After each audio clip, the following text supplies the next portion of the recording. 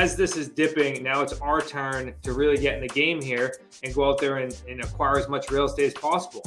Look, we didn't even equate the amount of entire landlords out there that just went through COVID that no longer want to actually deal with being with tenants anymore. And how that amount of people, or that now group of people that are running these mom and pop multifamily, single families, have these portfolios, are selling off portfolios. We're seeing it consistently come across our desk, and or people that we're communicating with selling to creative financing people like this. So there's a transition of wealth that's going to happen right now. It's just, are you one of the people that are going to participate?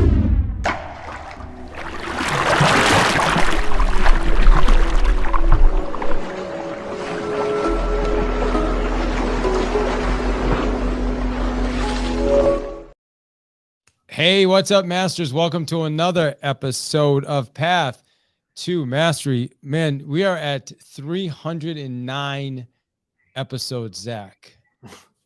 Wow. Man, that's a lot of work. I mean, I want you to give yourself a nice round of applause there. That is dedication and commitment. Bro, it's just consistency, man. Yeah. That's it. It's just consistency. You've been doing that's the separator, right? That's the path to mastery right there.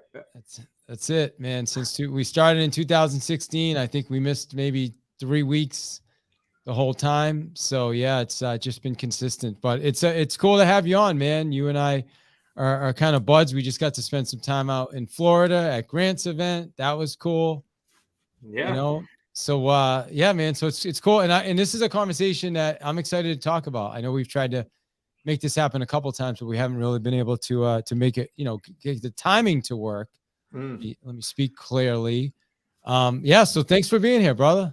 Yeah, no, I appreciate you being on, and it means a lot that we're buds now, Dave. We've been fighting for that friendship, and look how far we've come. So I'm excited to have this conversation with you, both here on the podcast, and I'm interested to hear what people have going on in Clubhouse too, because creative financing and what we do here at the Wicked Smart community is probably the most talked about subject right now, but also probably one of these most important techniques when it comes to buying real estate right now in this 3 to 5 year window that we have.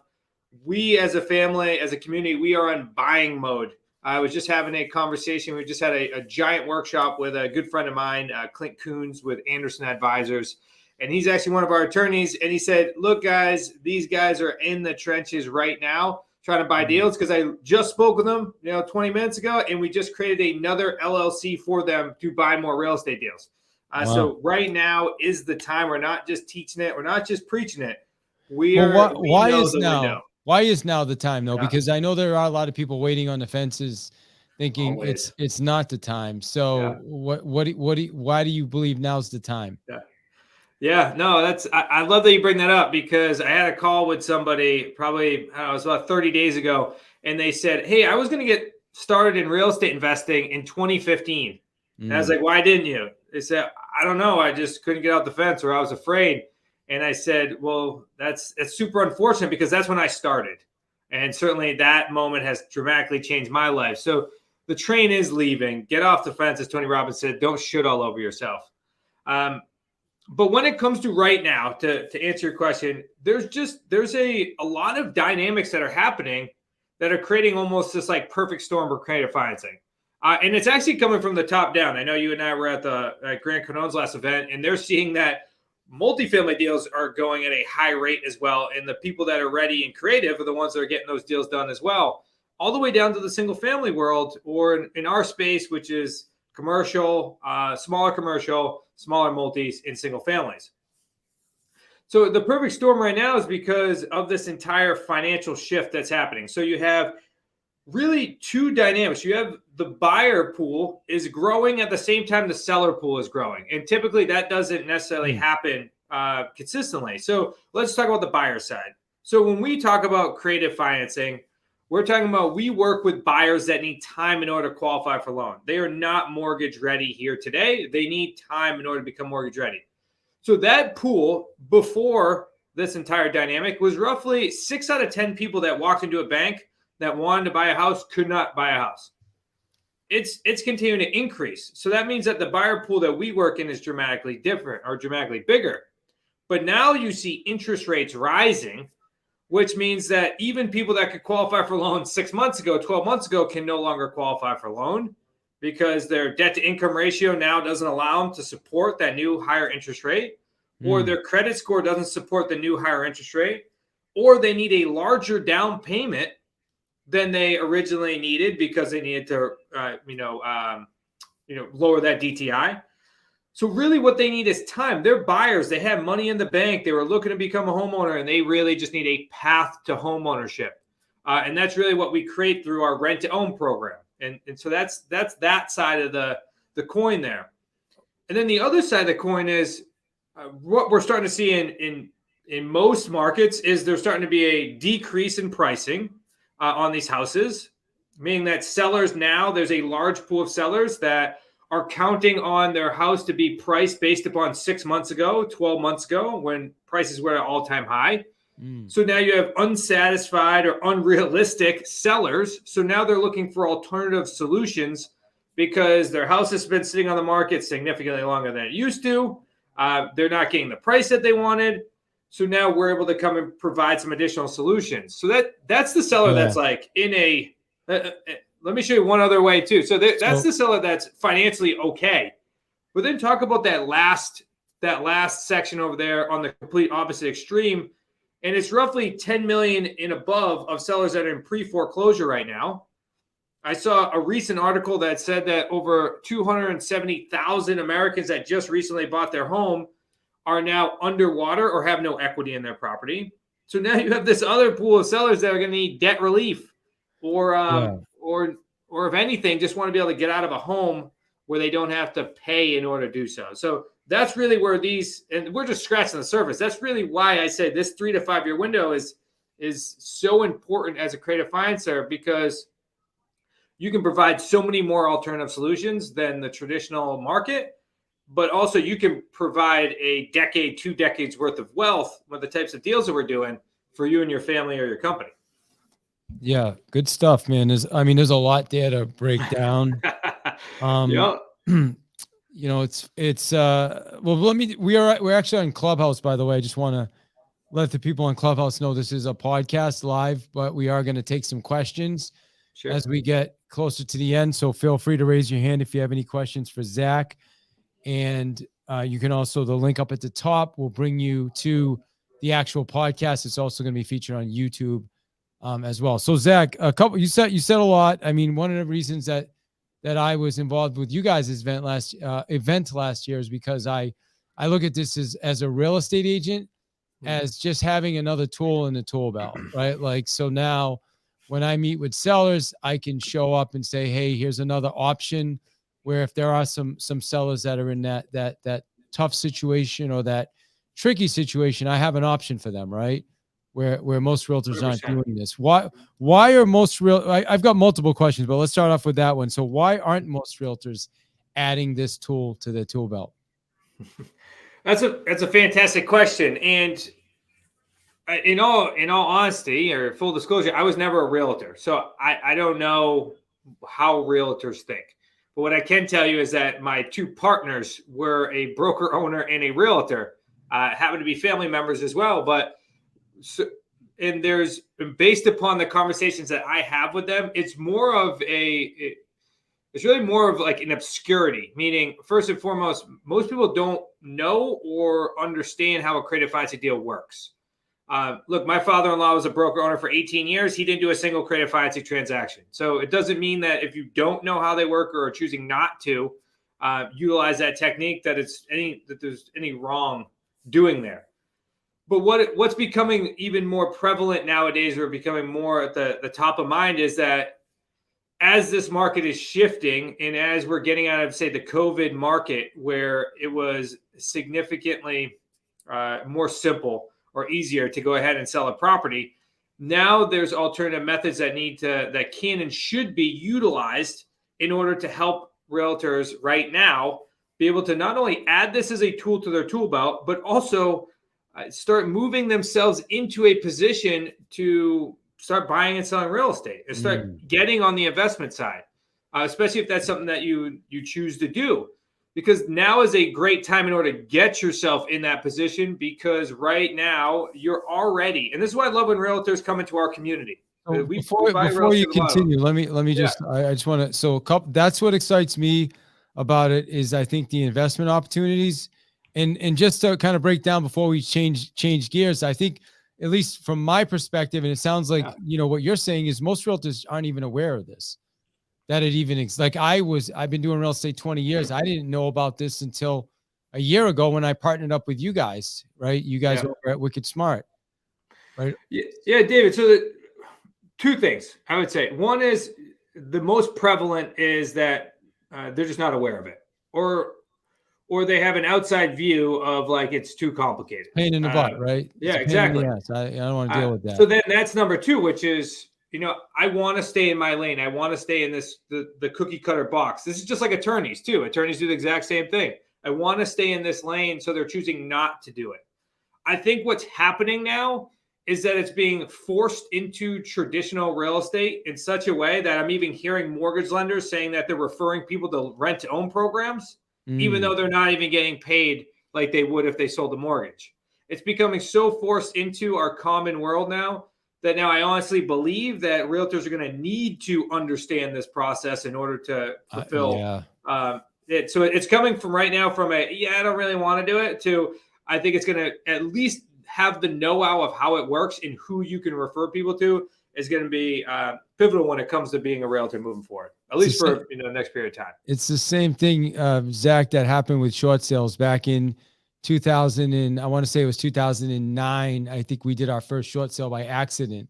And Yeah. just because the guy was upside down and the attorney had an idea of contacting the lender and seeing if he could work something out. And he was able to. And that's how I was introduced to short sales. And then it became mainstream. But I don't know if you remember those times. Well, you probably don't because you're not an agent, but there were agents that would say, I will never do a short sale. Yeah. And then before they were sitting around scratching their head and not knowing what they were going to do to even pay their car payment that month. And then they're like, okay, we're going to start doing some short sales now. Yeah, it's an evolution in the ebb and flow of the real estate market, and I at this point in time, there's so many more tools in your tool belt that you can tap into. So it's like, why not? And then, of course, with the timing of the real estate investment, like you were just saying, why you're excited, which brings an entirely different mindset, which is, all right, I've been servicing a lot of people. I've been getting a commission. That's awesome. I love doing what I'm doing. But now that there's a lower barrier to entry because now you have creative financing like lease options, like owner financing, like buying property sub 2, where you can get into deals with little to no money down without signing personally, without going to banks. The barrier is lower there. You already have the client in front of you now that's frustrated, that's looking for alternative options. Why not provide a different solution where now you can benefit personally as well? Yeah, that's I love that. Now you also mentioned, you said earlier 3 to 5 year window. So tell us why do you say 3 to 5 year window? What's important about that? Yeah, it could go as long as 7, but based upon the studies that we're hearing right now, they're expecting everything to rebound. It's gonna at least take 5 years. So when I say 3 years, is right now you're ahead of, and I think in the 3-year window, this is more of just my perspective. So you're here. I mean, that sounds bad, dude, when you say that. Like even me, I was thinking maybe a year or so. So you think 5 years before a rebound? I mean, I'm just telling you what the smarter people are reporting. Well, I'm Of definitely not course, the smartest, but of course, I nobody. Let me say this. Nobody actually knows. The billionaires don't know. We don't know. But what we do know is that if you were able to go out there and buy, say, 10 sub 2s for the next 3 years, knowing that there is a massive onslaught of pre-foreclosures and that COVID took 2 years to really eventually rear its head, which is like right now, is really where we're seeing the effects. It's now is what we're seeing the effects, and the market is dipping. So let's just say it's 3 years. You have a 3-year window with everything's kind of upside down. There's turmoil, which means that people are going to panic. They're fear-based, and now they're trying to make decisions. Even if you just said 3 years, and if you did 10 deals a year, that could create a decade or 2 decades worth of income. that's easily. So cool. Yeah. So So I'm true. optimistically saying from an investor standpoint that we have 5, but Is it if the market doesn't turn out, it could take 7. Who knows? is it like plan for the worst, hope for the best, like Yeah. kind of situation? Is that kind of what you're thinking, or Well, the interesting play with us or real estate investors in general, and if you look at historically, that the amount of wealth that switches between when it comes to investing is typically when the market is down. That's usually Yep. the largest ones. I know you worked with Gary Keller. Gary Keller had a large amount of data that actually showed that when the market dipped, that's when wealth transitioned. 100%. So what we're seeing now is we're seeing a market that was unpredictably dipping at this point in time because of all of these different dynamics that came into play. And look, I'm not an economist in any way. I'm just telling you what people are sharing, and it makes sense. So as this is dipping, now it's our turn to really get in the game here and go out there and acquire as much real estate as possible. Look, we didn't even equate the amount of tired landlords out there that just went through COVID that no longer want to actually deal with being with tenants anymore, and how that amount of people, or that now group of people that are running these mom and pop multifamily, single families, have these portfolios, are selling off portfolios. We're seeing it consistently come across our desk, and or people that we're communicating with selling to creative financing people like this. So there's a transition of wealth that's going to happen right now. It's just, are you one of the people that are going to participate? Yeah, I love it. And by the way, we've got some people on Clubhouse here. So just an FYI, this is there's a podcast link up at the top. Path2Mastery.net is the podcast where you can listen. You can also watch on YouTube. By the way, this episode is sponsored by School for Realtors as well as Real Estate University. So you can go to realestateuniversity.club and you can see our membership, which we have an amazing group of the top realtors throughout the country that gets together on a daily basis, practicing scripts, role play, everything. They're objection handlers, as well as outbound lead generation, as well as working with sphere of influence. Everything you can think of. If you want to take your real estate business to the next level, just go to realestateuniversity.club. There's also 75 built-in lessons that you can literally do anytime you want, any time of the day, because they're online. So make sure you check that out. All right, Zach, why do you believe like underwater, like you mentioned earlier, like underwater? No, is it, I'm trying to ask this question the right way, because there are a lot of people that bought houses over the last couple of years. They did pay inflated prices, but why is that creating such a problem? Yeah, great question. Well, as I'm sure you know, I mean, they bought the interest rate. They're like, the interest rate's really low, so I'm going to pay a higher price on the house. And a lot of banks were allowing you to get in with a small down payment. I bought a property in Rhode Island. I ended up selling it, and I moved back up here to Massachusetts. But I'll give you an example. I bought the house for say $525,000. I put down $25,000, which doesn't give you a ton of room, and then I was getting a 2.75% interest rate. So that's where I got it, and that's what I was willing to overpay at the time. And then we ended up selling that thing for $715,000, which didn't make any sense. I told my wife that if the house ever is worth $700,000, we're selling and moving. That happened in 18 months. So think about that. That dramatic scale, a 44% increase in the purchase price of that house happened in 18 months. So with that, now think about the average buyer that came in, bought high, put little money down, and then and had a low interest rate because that's what they're looking for. If the market dips in any way, that automatically puts them in a position where they don't have any equity in the home. If you plan on, and I was talking this with my brother, he was trying to buy a house during COVID as well down in outside of DC. And he said, I'm buying this house and I think it's overpriced. I said, if you plan on staying in that house long term, it doesn't matter. But if you plan on moving in say the next 3 to 5 years, then of course that price matters more. Because if you need to get out of that house, now you have to ensure that you have equity. And you got to think of all the cost expenses it's going to take in order to get out of that house. So if somebody right now was, let me give you an actual example. So we bought a property. It was out in Connecticut. We bought the house. It was actually from an ex-banker. He had a property, would say $300,000. We bought this house. He had a loan on the house, and he actually had a loan modification, so a HUD lien on the property as well. So he was pretty much at the exact balance of what we were buying the house for. So if he went sold it on the traditional market, he was coming out of pocket for all the closing costs and the realtor commissions. Like, he wasn't getting any equity. So what we're seeing is a lot of that that similar event happening now as well, which means that the market is dipping and people are still trying to move. And because people still get job relocations, they're still, getting, they're still having kids, they're still getting married. Like, people are moving out of houses, and they bought these houses because of the interest rate and not the equity. And now they're in a position where there is no equity. Yeah.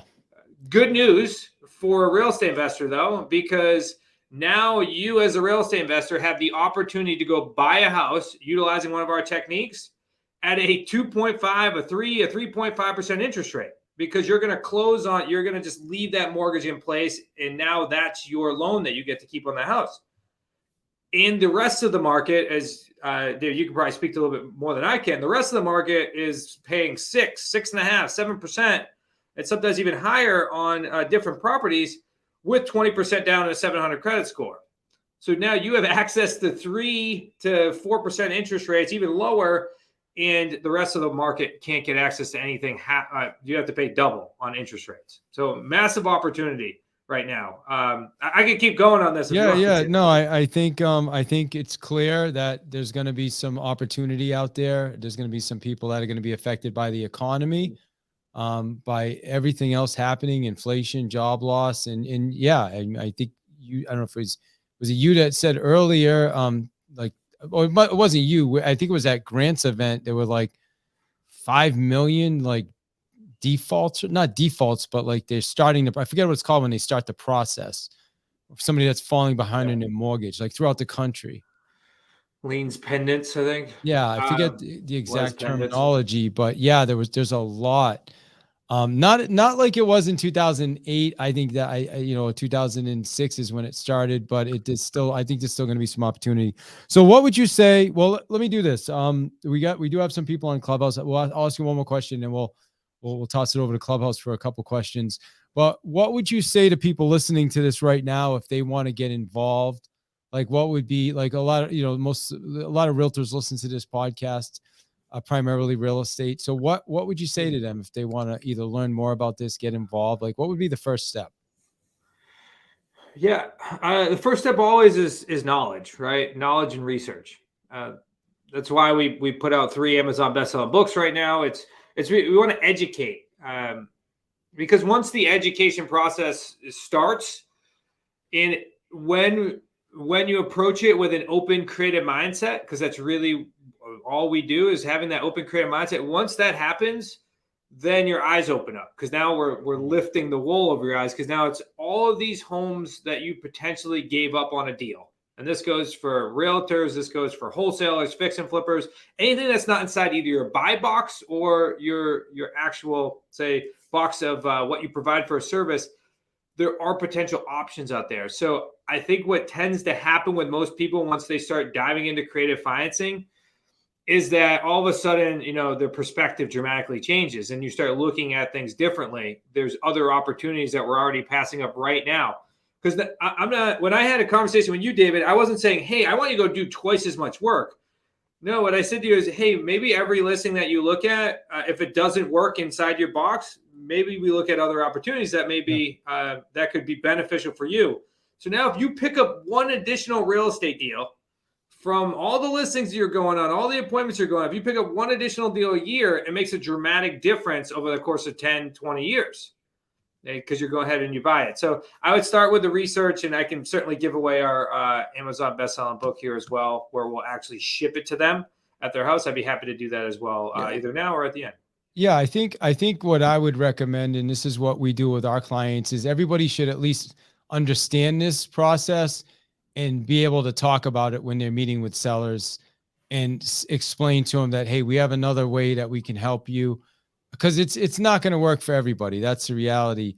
But having a tool in your tool belt is going to get you more at bats. And like you said, there's been a lot of instances in my career over 20 years where if I knew about something like this, I could have probably helped another 20 or 30 people throughout. Who knows? Maybe even more than that, right? Yeah. But No, my father-in-law says the exact same thing. He said, if I just knew how to do this when I was a broker for 18 years, I would be in a completely different position. yeah. So, and also like you said earlier, I mean, here's the reality. We should be investors too. That's probably my biggest mistake, Zach, is not investing in real estate as many homes as I've sold. And, just, I never took advantage of the investing side of it. And I think this creates that opportunity as well. Which is pretty crazy to think that. And again, I'm not in your shoes, but it's pretty crazy to think that you're out there, you're selling homes, you're helping people build wealth, and you didn't decide to step in and buy a piece of real estate because you're in it. It's like you're constantly in it, and you may be Yeah. able to pull out some deals. Well, let's not. I mean, I built a let that- couple. I mean, I built a house. I had a 2-family. I mean, I'm, we're moving, things. I could have done a lot more. Let's put it that way, a lot more. So I want to see, do we have any questions? We got a couple people up in Clubhouse. We got Terrence is in the house. We got Shawnee. Hey, either of you guys want to ask a question of Zach, or do you have or me or anything? No, I don't have any questions. I just find this conversation to be right on point for where we're at.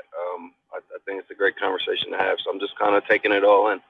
Now I know you do more on the investing side, Terrence, right? Or the like with investors. So when you say you find it, what makes you find it right on point?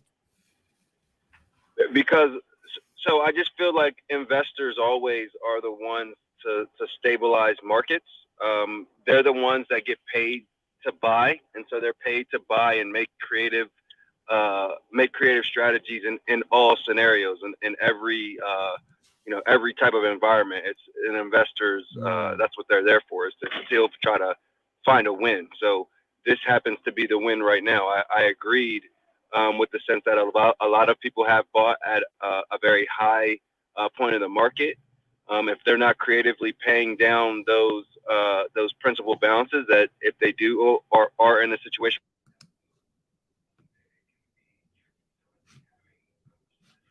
could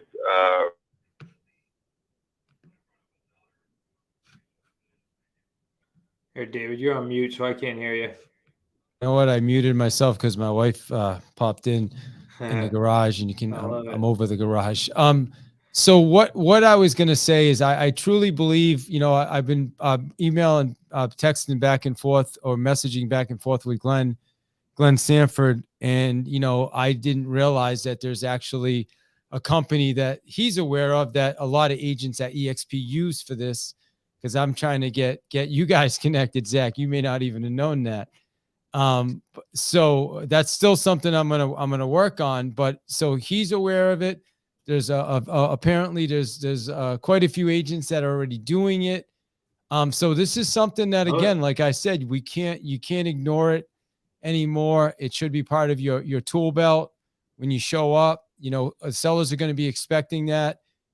People can go on Amazon now. They can get whatever they want. They can go on the internet. And if you're showing up as a realtor and you're like, okay, all I do is throw a sign out in front and put it on the MLS, you're going to be missing out on a lot of opportunities these days. That's my thought process. Yeah, no, it makes a ton of sense. And there's absolutely, I'm sure, some companies out there that will take the referrals from agents. I'm here to share with you, and that's why I connect with David so often, is that I'm here to share with you. It's time to get you, the realtor, on the other side of the investment. Like, so let's help you be the one that buys the property instead of forwarding it to somebody else that will then buy the property and creative financing. Let's help you get that tool in your tool belt. Let's get you on the LLC side so that we can start building wealth as well. Because absolutely, I will every single day. You guys can look at me on Clubhouse and you can send me deals if you'd like to. But I would rather have you be the one doing deals. Yeah, I will. I want to do deals, and that's why we're focusing on it now. So do we have anybody else? Any other questions before? I'll leave that. We've got a couple more people up here. Any questions? Going once, going. So basically, you're saying it's best to utilize your real estate license to your advantage, but ultimately playing this real estate investor space. So how would one do that? What would you advise? David obviously has his real estate license. So how would you advise going about doing that? Yeah. So again, I think just as we're engaging and interacting with people that have homes to sell, just having the tool available, not necessarily even using it. I'm sure you'll use it sometimes, but when you're meeting with sellers, you're going to be meeting with some people that are in maybe challenging situations. And instead of just having to walk away, now you have somebody like Zach that you could connect with and get him involved, and he could potentially bring that person an option where most realtors aren't gonna have that additional option. Does that make sense? Did I say that? Yeah, it does. But what if the realtor has the option on creative finance and subject to, how do you step outside of the scope of the fiduciary responsibilities as a real estate agent? Because me being an investor, I figured if I go get my real estate license, I could just become more savvy as an investor. I have access to more deals, but being able to present them with these creative finances to build your own portfolio. I love this conversation, but it's just absolutely exactly what I'm doing right now. Yeah, no, it's amazing. I think, listen, everything in the end comes down to disclosure, right? And being upfront with your your intent. So I think, just having all the right paperwork in place, having the right disclosures, obviously being part of a brokerage that will allow you to do that. Unfortunately, not all brokerages will. I'm still not even 100% clear. I'm waiting to hear back from, I mentioned Glenn earlier. I know there's a company that does it. Are they referring it out to that company? So there's still a lot of unknowns. But again, the way I approach it right now is I'll get Zach involved. If somebody's interested. I know we've met with a couple people now that we've connected with Zach, and that's kind of the way I'm approaching it. Hey, David, Shawnee here. I'm sorry I missed all the conversation, but as you know, I work with a lot of investors and I'm one myself. But I wouldn't tell people, I don't advise if you just want to invest, you should not get your license. It actually can be detrimental to you, not just for disclosure, that's one reason, but also I think you're better received when you don't have a license, especially by other agents, I just don't think it's a good idea. I mean, if I was just going to invest in the beginning, I wouldn't have got my license if that's what I wanted. I wanted to be a real estate agent. I don't think you're going to get extra deals. I don't think it really helps you that much. It probably hurts you more than it helps you, especially depending on what state you're in. So I think if you're going to just be purely an investor, you're actually better off not getting your license. If you want to help people too and do real estate, that's something different. But just to be an investor, my answer is no. That's my belief for sure. Thank you. And we talk about this all the time, the creative birth strategies, investment rooms. We do it every weekend. That's what we're all investors. Some of us have a license, but that's just my take. I think you're listening. We appreciate you sharing it. I feel like there's a lot of different opinions on that. And I know there's also some states now that aren't even going to allow people to wholesale anymore without a real estate license. So there's a lot of changes. I think there's benefits on both sides, but I agree. When you don't have a license, then you're not really susceptible to a lot of the policies and things that are intact. So, but does that serve the client? I don't know the answer to that or not. But I think if you're on the up and up and you're disclosing and you're crossing your T's and dotting your I's, that's always the way we've approached it. Yeah, there's two ways to look at least from our perspective. Yes, both my partners didn't hold on to their license; they let them expire, and that was because when we were out there prospecting, we just didn't want to deal with the politics when it comes to it. Yeah. But there's also, in our opinion, what we've seen with some of the other brokers that are part of our community that we buy and sell real estate with, they actually have an advantage, meaning the advantage is they are now becoming known as the agent that can handle those types of transactions. So it's a very niche market. And in most realtor groups, as we know, they're close knit. So they're now the ability to get to be kind of on the inside. So I think there's potential there. I think if you're really enjoying being an agent and that's what you really are passionate about and you're trying to do some deals on the side, then keep doing what you're doing and then figure out the best way in order to be able to buy real estate as an investor. Because in my opinion, I mean, nobody should be able to tell you how you can build your own wealth. I mean, it's about your family first. I'm sure there's fiduciary rules and all that stuff too that, I'm not 100% aware of. So don't bite my head off here. But then the other side, if you are planning to be majority of a real estate investor, yeah, I agree. It probably doesn't make a ton of sense to hold your license unless you have any other specific reasons. Yeah. And I think it'll again, make you it's damaging to you if you hold your license, if that's what you're going to do, mostly, so I agree with that. Yeah, that's why the way I always pitch it to people is, listen, it's just, if you're not a full-time real estate investor, then just have it as another tool in the tool belt, something you can talk to the clients about, and it's another option. So you don't leave and then they go with someone else and they do the exact same thing. So I love that. Well, listen, we're gonna start winding down now. So I just want to say I appreciate you, Zach, being here. Again, this episode is sponsored by Real Estate University.club. So make sure you check Real Estate University out. It's simple. Anybody can use it. It's an online training platform. We have over 75 lessons built in right now, on demand, 24 hours a day. You can train at 4 a.m. if you want. We have a daily huddle. We've had hundreds of realtors that have went through it and just increased their business to the next level. We're seeing an average of about 30% increase in business in 90 days or less. So again, realestateuniversity.club. Get some more info on that. So Zach, I want to toss it back to you, sir. And I want to first just say thank you for being here. What's the best way for somebody to get in touch with you if they want to learn more about what you guys are up to? Yeah, I'd be happy to give away our free book. That's a good way. I mean, you're all on Christmas vacation. I know everyone's starting to wind out. So what better to do than to read a book about creative financing? So go to wickedsmartbooks.com/Hill. That's wickedsmartbooks.com/Hill. If you're on Clubhouse, you can double tap my profile. I believe that you can get access to that book. And if for any challenge, just go ahead and shoot me a message and I'll connect you. But if you're listening on the podcast, it's wickedsmartbooks.com/Hill. We will ship you out a nice little package containing our Real Estate on Your Terms book, which is our first Amazon bestselling book, along with maybe some other goodies. We'll ship it to you directly, at no cost to you. Get absolutely free because we just want to continue to help educate. And if it is something that you end up wanting to be passionate about and get involved in creative financing, we'll be here to help. Awesome, bro. Well, I appreciate that. And I will, Shane just popped up. We've got a couple more minutes. I don't know if Shane had a quick question for you. I know he just popped up, so I wanted to honor that if he wants to ask a question. Otherwise we're going to, I got one more question for you. I'm going to wrap up.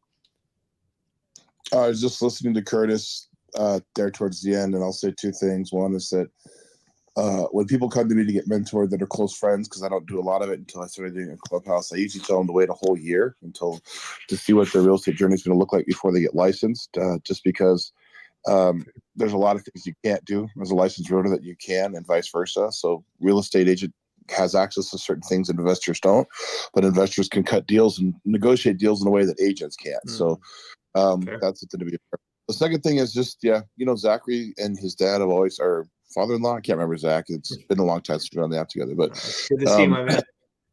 Yeah, it's good seeing you. They have a lot of creative solutions, to be able to take down deals a lot of different ways. And that's something right now that we're going to see more of an coming on in the market. One of the markets that I've been an expert in for the last several years, we almost saw creative deals go away, except for some really rough stuff, some really rough neighborhoods, and we've seen it come back this last year. So it's, for me, I know that it's really hard to find creative deals in Denver unless you're doing really big deals on a commercial level. But yet in West Michigan, they're easier to find. And it's really a market by market thing where it's much easier to find in some areas than it is others. It doesn't mean you can't find it everywhere, but there are some markets that really lend themselves to that. So as you look at the no growth, slow growth, or strong growth markets all over the country, a lot of times your no growth and slow growth markets are much more open to deals because they need to have things move forward. And I was in a market for 5 or 6 years where 85 to 90% of the deals that closed had no conventional financing attached to them. So everything was creative, it was traded, and that's what you got to look for. And Zachary has a lot of good information on that. So I just popped in real quick to see what's going on. Good to see you, man. We'll have to catch up sometime on the app. Thanks for hosting your room, Dave. I appreciate it, bro. Thank you for that. And yeah, thank you guys for coming up and everybody else that supported us here in the room. Make sure you follow the podcast. It's called Path to Mastery. You can find the podcast also everywhere you listen to your podcasts. It's also on YouTube as well. Just go to David Hill Coach. That's my YouTube channel if you want to watch it. I know you heard it here on Clubhouse, but if you actually want to see what Zach and I look like, and Zach's pretty handsome himself. Oh, thank you. You know, so you guys can check that out. So Zach, final thoughts, man, for the people listening. What would you say if like, what's your final thought you want people to take from everything we talked about today? Yeah, I would say it's actually less real estate related. I think we dove into creative financing and real estate. And I think what's most important is when we look at just real estate in general, entrepreneurship, I mean, I'm a firm believer that it's about 80 to 90% mindset. And the ones that are going to be successful during this transitional period are the ones that have that optimistic, looking for reasons why they can do real estate during this time frame, and not to be scared from the media that's telling you to be fearful and to not do this and not do that. I think it's extremely important to know who we're surrounding ourselves with and who we're willing to listen to. So when you put on these little white earbuds and you jump into a Clubhouse room, or you listen to a podcast, or you put on your radio in your car, to be extremely protective of who is actually entering into your ears, because that's going to determine your perspective on your next moves and your attitude towards everything that's going on. So I just encourage you to be extremely open-minded, be creative and positive, and you're going to be able to do a heck of a lot of real estate deals in this next time frame, while most other people may be in this fearful state. So it's time to capitalize on this market, but also it's about providing a lot of solutions to those people that are going through these challenging times. And you just have that massive opportunity. So I look forward to those that take action, and speak to them soon. Amen, my friend. Amen. And yes, I love it. A brilliant place to wrap today. And like I said earlier, I think, you know, if you're in real estate, you need to have this tool in your tool belt. And if I can support you in any way, reach out to me. Also Zach, and we are here for you. Thank you again for listening to Path to Mastery podcast. And again, don't forget to check out realestateuniversity.club and get yourself into the club. Have a fantastic rest of your day. Thanks, Zach.